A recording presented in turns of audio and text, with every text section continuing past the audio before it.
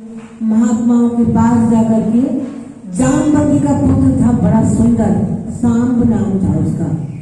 यदुवंशियों के जो बच्चे थे, नाती पोते भगवान कृष्ण के, उन्होंने उसको साड़ी पहनाई और वो संत के पास चले गए, क्योंकि संत थे प्रवास क्षेत्र में। भगवान ने करोड़ों संतों को बुलाया हुआ था, बड़ा बड़ा दान पुण्य किया जितना कर सकते थे, और सभी ने उसका वहां पर फायदा उठाया।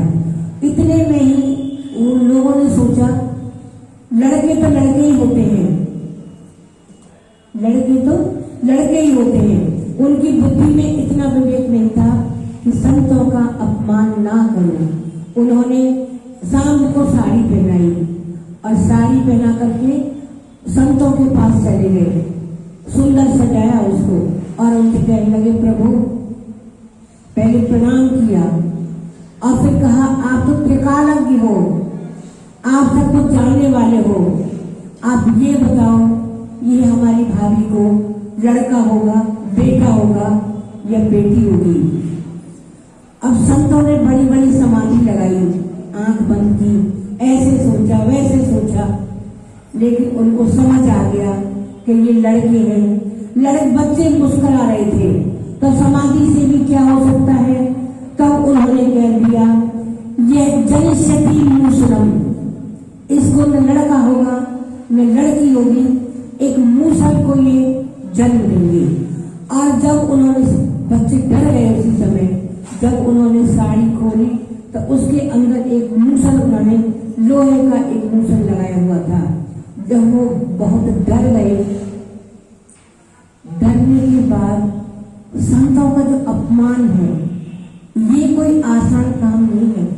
ब्राह्मणों का जो अपमान है, बड़ों का जो अपमान है, वो कोई अच्छी बात नहीं है। क्यों? नहीं तो कोई भी कर सकता था। ब्राह्मणों का दिया हुआ शाप कभी वापस नहीं जाता।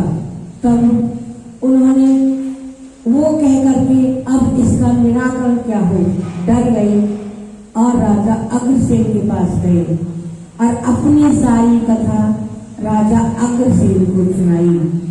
अग्रसेन ने सोचा कि अब कुछ नहीं हो सकता, जो तुमने किया है इसका क्या करें कि इसको घिस करके समुद्र में फेंक दो। उन्होंने वो जो मूसल था उसको घिस करके समुद्र में फेंक दिया और वहीं प्रवास क्षेत्र में क्या हुआ, एक छोटी सी कील बची, उस कील को उन्होंने वहीं फेंक दिया।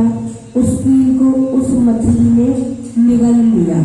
देखिए ये कथा तो क्योंकि भगवान को जाना है, लेकिन संतों का जो अपराध है ये बहुत ही, मैं बार बार आपसे कहती हूँ, मीराबाई के पास क्या था, उसका जब रिश्ता हुआ तो उसने कहा कि भाई मीरा, प्रजा बड़े खुश हुए लोग, उन्होंने कहा मीरा आज तेरी सगाई है।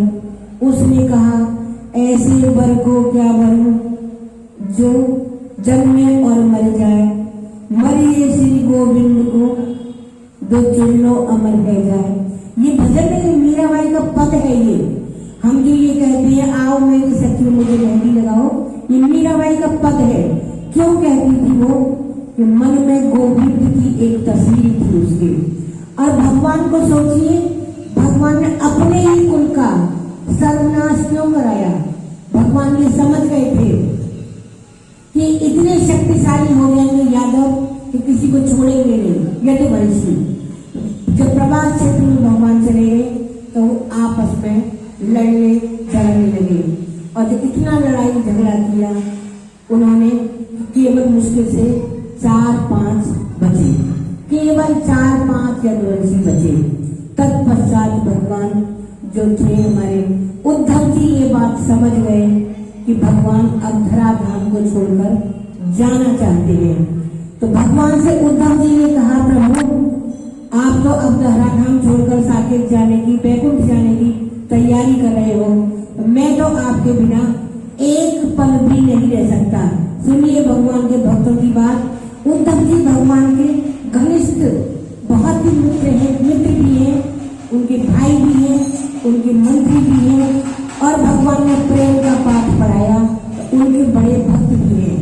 तो भगवान ने कहा उद्धव जी आप बद्रीधाम चले जाइएगा, ऐसे बताते हैं भगवान भक्तों को।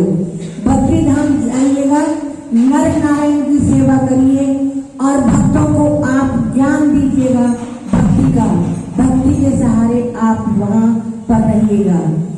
जो बच्चों की फेंकी थी समुद्र में, उसको एक मछली ने निगल लिया और मछली निकाली किसी बहेलिए ने, उसके पेट से वो कील निकली